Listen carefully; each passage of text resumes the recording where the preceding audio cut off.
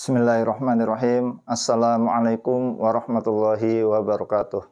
Teman-teman yang budiman, dimanapun berada, yang dirahmati oleh Allah Subhanahu wa Ta'ala, ketemu lagi dengan channel Kang Asep untuk melanjutkan pembahasan, yaitu tentang air. Penggolongan air kemarin terbagi menjadi dua, yaitu yang bisa mensucikan, mensucikan, dan juga yang tidak bisa untuk mensucikan atau tidak bisa untuk bersuci. Kita bahas yang pertama dulu, yaitu air yang suci dan mensucikan. Ya, ini ada potongan ayat Al-Quran di sini ya, potongan ayat Al-Quran surat Al-Furqan ayat 48. Wa angzalna dan kami turunkan, kaminya kami Allah ya karena Al-Quran ya. Dan kami turunkan minas samai dari langit ma'an berupa air tahuron yang suci dan mensucikan. Itu dalilnya air mutlak. Terus di sini yaitu air yang suci mensucikan, yaitu air tahur atau at-tahur, air tahur. Air tahur ya atau at-tahur. Atau biasa yang disebut air mutlak. Ya, biasa disebut dengan air mutlak. Apa itu?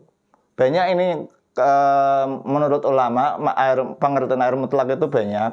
Nah, di antaranya yang pokok, maksudnya yang pokok dalam artian sebenarnya ya sama seperti ini, yaitu apa itu air mutlak atau air tahur? Air yang masih dalam keadaan asal kejadiannya. Maksudnya air yang masih dalam asal kejadiannya, yaitu air yang 7 kemarin ya. Air laut, air hujan, air sungai, air sumur, dan lain sebagainya yang kemarin saya sebutkan 7 macam air itu masih steril.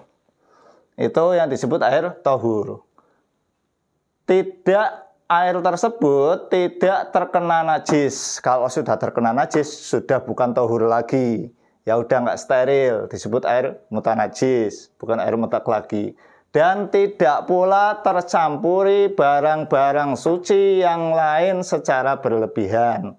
Juga air tersebut yang 7 macam itu, ya salah satunya, itu tidak tercampur barang-barang suci, walaupun barang-barang suci ini yang lain secara, akan tetapi ada qaidnya secara berlebihan. Maksudnya secara berlebihan itu menjadikan namanya itu menjadi baku, maksudnya baku itu terikat dengan campurannya namanya. Contohnya misalnya contoh air dalam gelas, air mutlak ya, air mutlak atau air tahur dalam gelas, masukkan dalam gelas, dikasih teh sampai warnanya berubah menjadi kecoklat-coklatan, disebut air teh. Nah, ketika sudah berganti namanya itu namanya berlebihan. Tapi ketika kita campurnya cuma sedikit saja, setetes atau sedikit saja, airnya tetap bening, warnanya tetap sama, rasanya tetap sama, baunya tetap sama, maka di situ tidak berlebihan, maka di situ masih disebut air tahur atau air mutlak. Kayak gitu, intinya seperti itu. Ingat, di situ sesuai asal kejadiannya yang 7 macam tadi kemarin.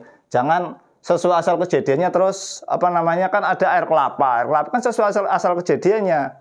Itu tidak termasuk 7 macam air yang disebutkan. Atau misalnya air semangka, itu juga tidak masuk dalam 7 air yang disebutkan. Masa nggak masuk dalam pembahasan ini? Itu bukan air mutlak. Dah, untuk memahami air mutlak saya kira sudah paham. Air mutlak ini terbagi menjadi 3. Ya, terbagi menjadi 3. Ya, ada yang memisahkan antara air mutlak dengan air yang makruh, itu ada yang memisahkan, ya ada ya sebagian ulama, akan tetapi pengertiannya sama nggak masalah. Mau ini air mutlak air yang makruh digunakan tidak masuk air mutlak juga nggak masalah, mau dimasukkan juga nggak masalah, yang penting pengertiannya sama.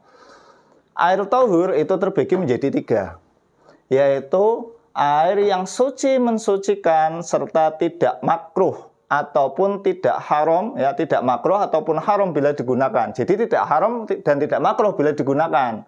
Itu air tahur atau air mutlak. Apa itu air yang gimana ya? Yang steril tadi dan tidak masuk dalam pembahasan air makruh dan juga air yang haram. Ini maka disebut air suci mensucikan, tidak makruh dan tidak haram. Yang kedua, Suci mensucikan akan tetapi makruh digunakan. Nanti kita bahas video setelah ini. Terus yang ketiga, yaitu suci mensucikan tapi haram digunakan. Kita bahas video selanjutnya setelah yang kedua kita bahas. Untuk pembahasan kali ini sudah selesai. Saya kira cukup sekian. Wassalamualaikum warahmatullahi wabarakatuh.